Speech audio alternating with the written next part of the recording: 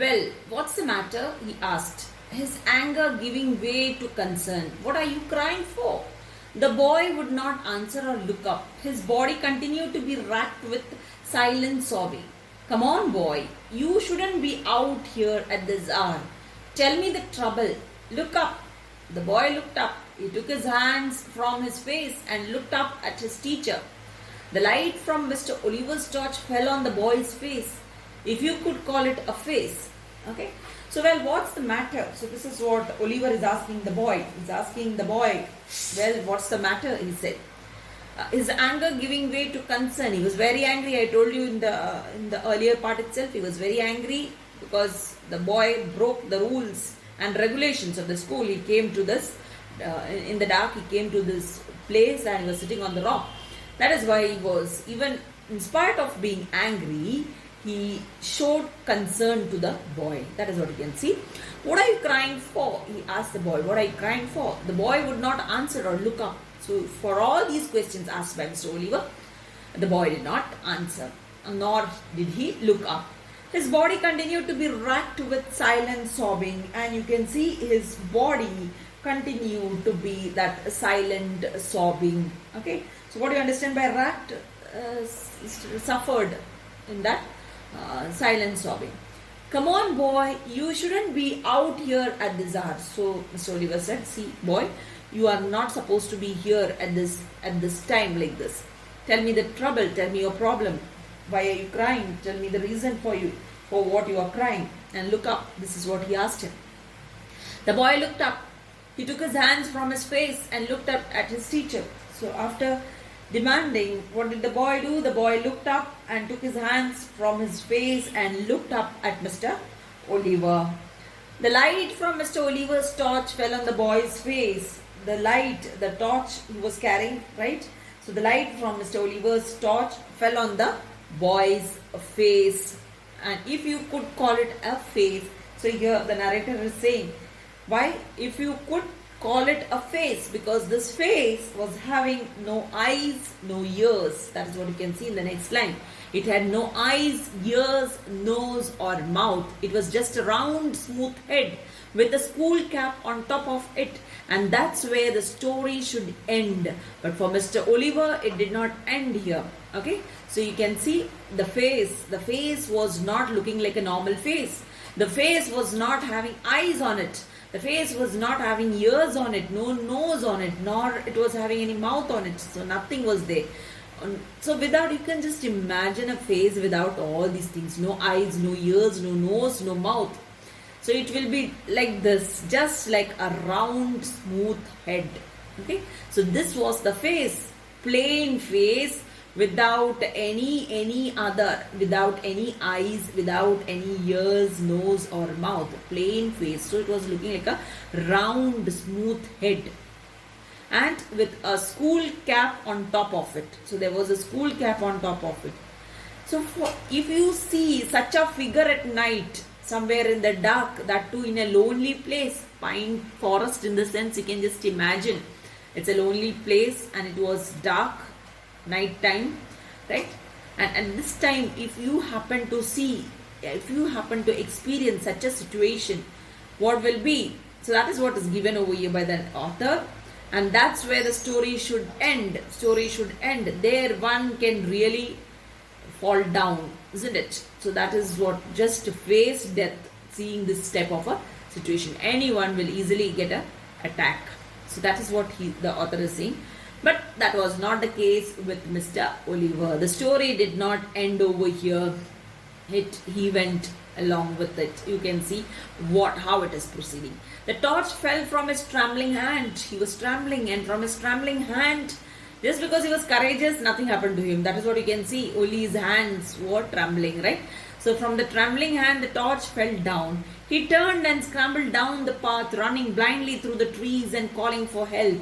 He was still running towards the school buildings when he saw a lantern swinging in the middle of the path. Mr. Oliver stumbled up to the watchman, gasping for breath. What is it, Sahib? Asked the watchman. Has there been an accident? Why are you running?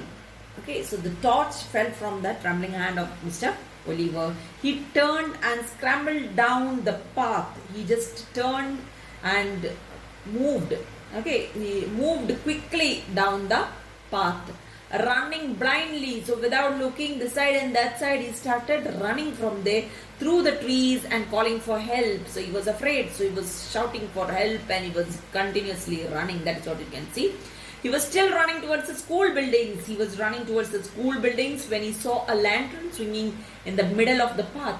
And as he was running to the school buildings, what happened? He saw a lantern. Lantern is a lamp, right? A lamp which was swinging. This lamp was hanging in the air. That is what you can see over here. In the middle of the path. Means it was hanging in the air. It was not hung on a tree. It was not hung on any other thing. It was simply hanging in the air. Can you just imagine the situation? When he saw a lantern swinging in the middle of the path, Mr. Oliver stumbled up to the watchman, gasping for breath. So there, Mr. Oliver stumbled up. He tripped, he fell off up to the watchman, and where he fell to the watchman of the school, gasping for breath. Gasping, breathing in a fast way, right? That is what is called as, that is a sudden intake of breath, because he ran, isn't it? He ran very fast to such a long distance. So he was running short of breath. What is it, Sahib? So the watchman asked this question to Mr. Oliver. What is it, Sahib? Sahib in the sense addressing a person, a gentleman, politely, right? So addressed by the watchman. What is it? Watchman said this. What is it, Sahib? This is what the watchman asked Mr. Oliver. Asked the watchman, has there been an accident? So he's asking Oliver, has there been an accident? Are you scared because of an accident? Why are you running? So these are the questions asked by the watchman. I saw something horrible. A boy whipping in the forest and he had no face. This is what he said. Okay, you can see over here how he's saying, I saw something horrible. A boy whipping in the forest and he had no face. So he was taking his breath, isn't it? Struggling for breath, and he was saying this, I saw something. Then he took a breath again. Something horrible, he said. I saw something and that something is horrible. Then he said, a boy whipping in the forest. I saw a boy whipping in the forest. Then again he said, and he had no face. So he was afraid. From this situation itself we can understand. Mr. Oliver was scared about the situation. No face, Sahib? See the watchman how he's asking him. No face. What do you mean by it? No face, Sahib is asking. So on this, Mr. Oliver says, no eyes, nose, mouth, nothing. Right? So this is what he's asking now, the watchman. Do you mean it was like these? So all these features were not there.